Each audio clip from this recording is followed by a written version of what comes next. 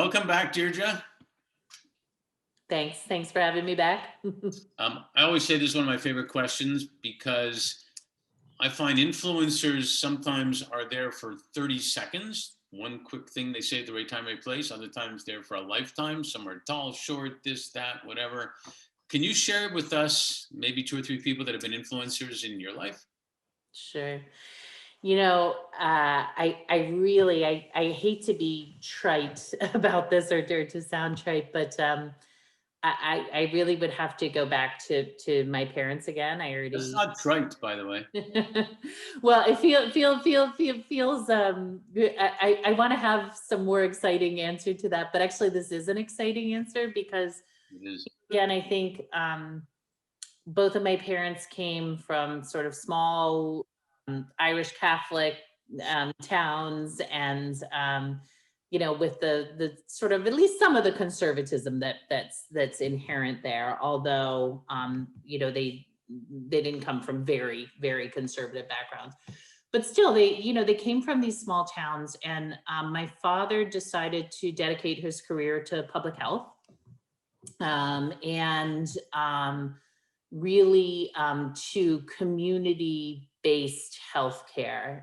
He, after we were with the smallpox campaign, he came to work at what was then HEW, Health Education and Welfare, now HHS, but in really was instrumental in starting up the U.S. government focus on community health centers.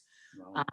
And the availability of healthcare for the underserved or uninsured. And so, I just think it's so interesting. I know a lot of reasons from his own background of why healthcare was critical and maybe what pushed him there, but it still was a rather extraordinary thing, I think, to do, and to be a career public servant. He did move to the private sector at a later point, but still always focused on this access to healthcare for underserved people. And so, that was a big influence on my life, although I did not go the healthcare route.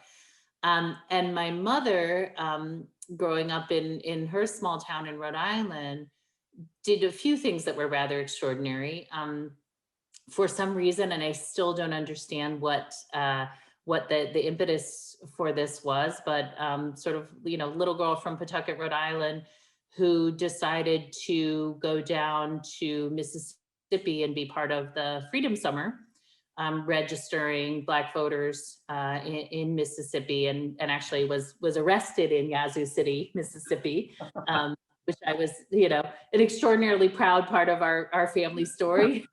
Not everyone brags about their parental arrest, but it's quite pride in our family. And many years later, when I think I was just 16 or 17, she was arrested at the South African embassy, protesting apartheid in front of the embassy. And I remember one of my bigger disappointments in life was she wouldn't let me get arrested with her. I had to drive the car home.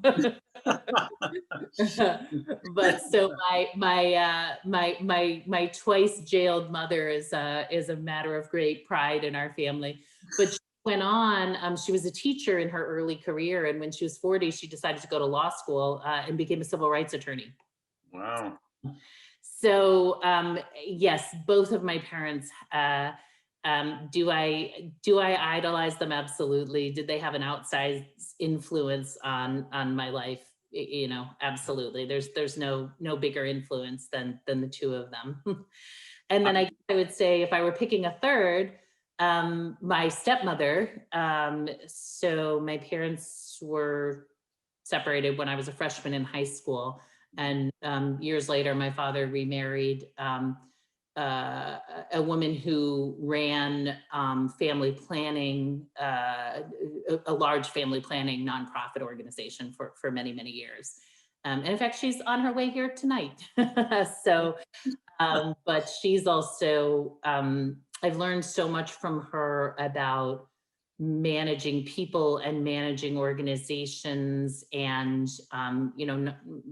the whole profit ethos and how to put people first. So I would say those three parental figures are core to who I am today. I don't think you can get better influencers than that, man. I don't think, I think a lot of kids would actually love to say, my mom was arrested and stuff like that. But I must add, because in our previous conversation, they did also play a big influence on having people over all the time, right? Mhm. Yeah, yeah. And it's interesting, I'll say further that my son was just applying to colleges for this year. And when I saw his college essay, his essay was about growing up in a household where you didn't know who was going to be here.